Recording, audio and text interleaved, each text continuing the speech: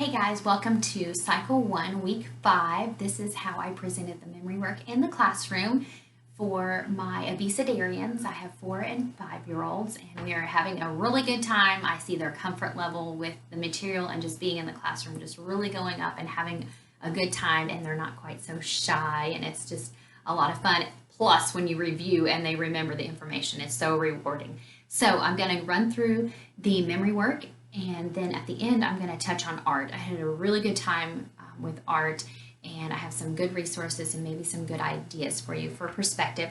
I've got my board right over here, so I'm going to be looking at this, and then I have some supplies behind me. So hope you guys enjoy this video, and let's run through it. Okay, so to start out, I start with geography, and I already have the maps laid out on the tables. I don't have chairs around it. We just come right up and get started.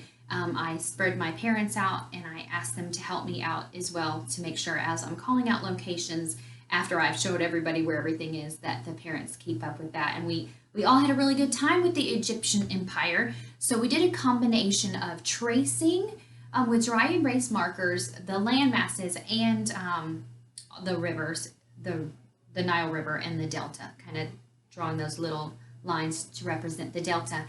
But also show me, tell me, so that we could get through it. Plus, it's kind of hard to distinguish between upper and lower so much when you're 4 and 5 years old. But we had a really good time saying, you know, that the upper Egypt was actually lower and lower was actually upper, and that kind of thing.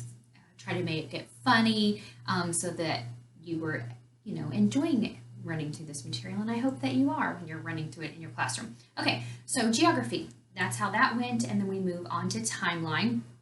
I have the trifold board that has the like little flaps that move in and out like that. So I have this little piece of twine. I ordered this little kit off of Amazon with the twine and the little tiny clothespins, and I just keep it clipped up like that. So I am able to run through geography from my board without it obstructing the view. But as soon as I run through timeline next, then I take it down so we can see everything else. But I like this. It's a nice visual. The first time we run through timeline, I used my little pointer.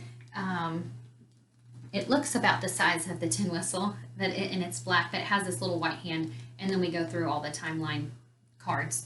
And I think they really enjoyed the visual. And if you don't have these are awesome.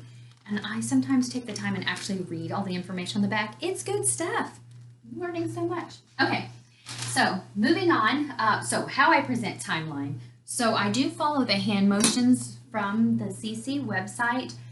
I don't make up my own. I don't look up anybody else's video or anything like that I do follow those. That way we're all doing the same things in our community, all, you know, as siblings and different age kids, families following the same stuff.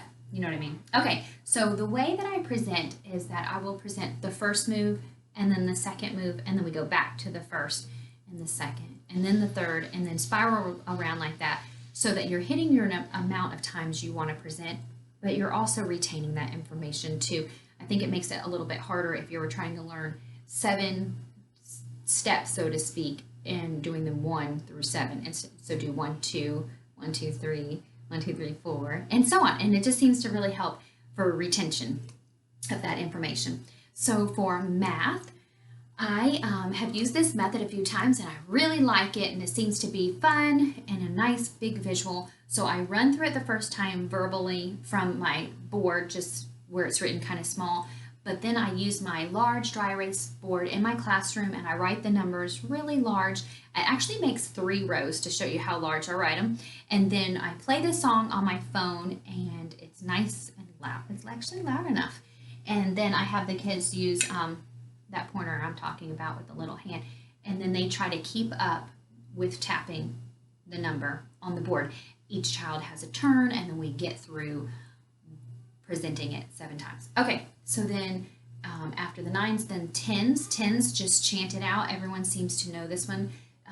So say it. I also write it, and then, you know, if you have enough children and if they know it well enough, have each one of them say it, and then you've hit your times that you're trying to accomplish, and you're moving on. So for history was a lot of fun.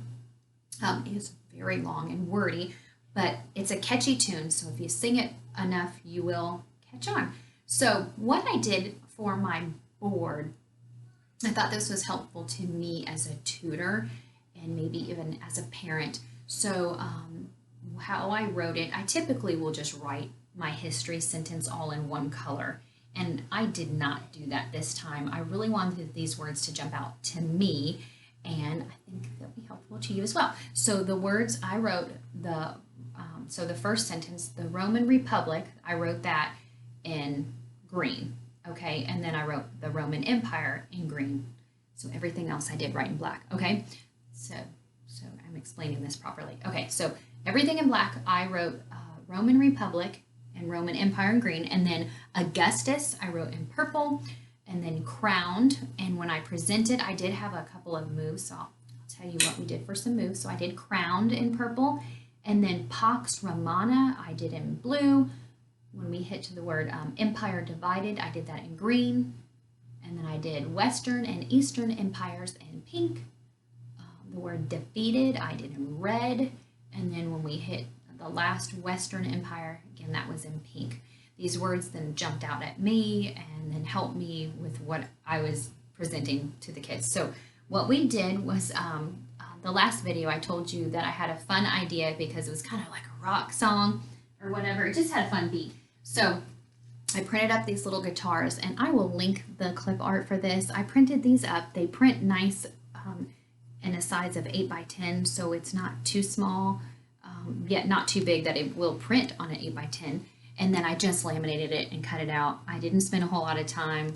I just got it done. I did print and make 6 of them, but I did not do this at midnight the night before. So it totally worked out. So what we did, we were able to like sing the song, the Roman Republic, that whole thing. Okay. So, but I did put some moves to it because I thought, just need a little bit of something to make it sink in your head or give a visual. So the moves that I added to it, and it's just a little guitar, so they could still rock out and still do their little move. So we did, so for crowned, we just went like this and made like a little crowned, make sure you can see, crowned. Let's see, and then for the Pax Romana it's going to be next week, I believe. From the timeline, they show how to make the peace sign, and I kind of go like this for peace. So that's what we actually did. So that should match the CC timeline move. So do something for crowned empire, the Pax Romana, and then let me make sure. Then I didn't do anything for empire divided, but if you have bigger kids and you need a move, you can just do something for divided or divided, something like that. But we did Western and then Eastern. I showed him the sign language letters for W and E. And then for the word defeated, we used the move that means conquered. Okay, so I didn't do a ton of moves, but I just felt like it gave it a lot of visual and get it in our head. So that's what we did. We sang the song, we did some moves, and I mean, they really loved it. So hopefully the whole sentence or multiple sentences will get in their head. Okay, so then moving on to science. Okay, so what are the major groups of invertebrates? Go through it once, saying it, and then I had a little fun sheet that I was emailed from a website called Sunshines and Oranges. I don't know for sure if it's on their website as a printable, but I signed up and they emailed it to me. I didn't distribute it in the classroom, so I know I wasn't in any kind of copyright violation, but what I did was I sat on the floor with the kids. Let me show you this form. And I said, let's fill this out together. And we went through and we labeled each item: sponges, stinging cell animals, flatworms, roundworms, segmented worms, mollusks, sea stars, and arthropods. So, and what I did was I wanted to slow down and give some emphasis to these words with a visual. So, flatworm, obviously really flat. And then this little segmented worm, hopefully you can see, he's nice and segmented so that they could actually understand what I was saying. So saying it once, writing it, now that's our second time. And then I do not know what came over me, but because I'm not like a creative person, but I kind of turned it into a song. We sat crisscross on the floor, kind of like campfire style. And let me see if I can do this for you. But I was like, it kind of, when you go through the words, you can kind of sing it. So that's what I did. I said, Sponges, stinging cell animals, flatworms, roundworms, and segmented worms, mollusks, sea stars, and arthropods. These are invertebrates. Oh my gosh, I felt silly making up my own song. That's not my style, but you know what? If you feel it and it just makes sense, then go with it, and that's what I did. So we just ran through it, and I just really put that emphasis of like when I showed them, you know, the flatworms, roundworms, and segmented worms. If you can get that part of the song, then you can really sing it, you know? So that's what we did, and it was a lot of fun. Okay, so after that, let me move this out of the way. Okay, so then moving on to English. In the past, we've had our like stuffed animal move to the words, kind of acted out. Yeah, that's what I'm trying to say, that our stuffed animal acted out. But for these ones, it was better if we acted it out and not the stuffed animal. So the first one that we did was between. So for between the, like, so obviously between the eyes. So between, beyond, wherever you want, beyond, they can point wherever they want. And then for but, I did like this, like something that's, you know, offensive, like but. And you can do this straight out front or off to the side, whatever you want to do. And then I did for by, I just put my arm down by my side of my leg. So for by. And then for concerning, over your heart. So it's between, beyond, but, by, concerning. Okay, so that's what we did there. For Latin, I've shared this before, and these are these wonderful resources that someone has provided for 1 through 5 of the different declensions, and we play this song, and each student gets an opportunity to come up and be the tutor and then just tap through the declensions, and we just go down like this and sing along, and everyone is catching on to the tunes and just having a good time. I will link this resources. Someone just provided these absolutely for free. I put them in a page protector. I label the top so that I know which one I don't have to fumble through, because I am carrying them all with me each week so that I have them.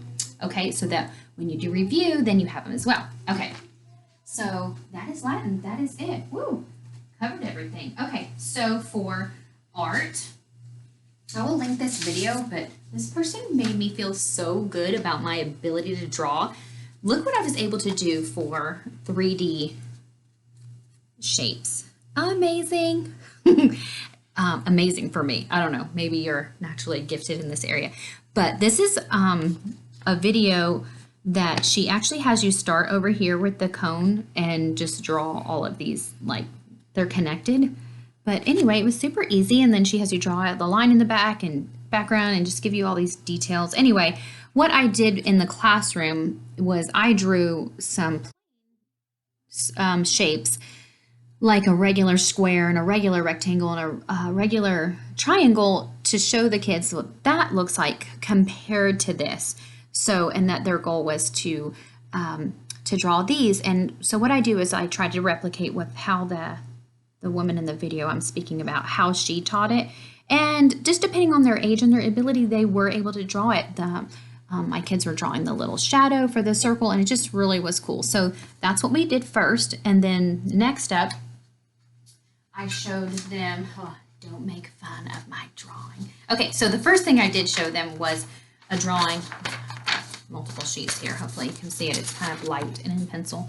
But I talked to them about what a bird's eye view would be of a road. Okay, so like if they were, or like from an airplane, we talked about all different things. But I showed them this and said, well, this is what it looks like if you're a bird looking down.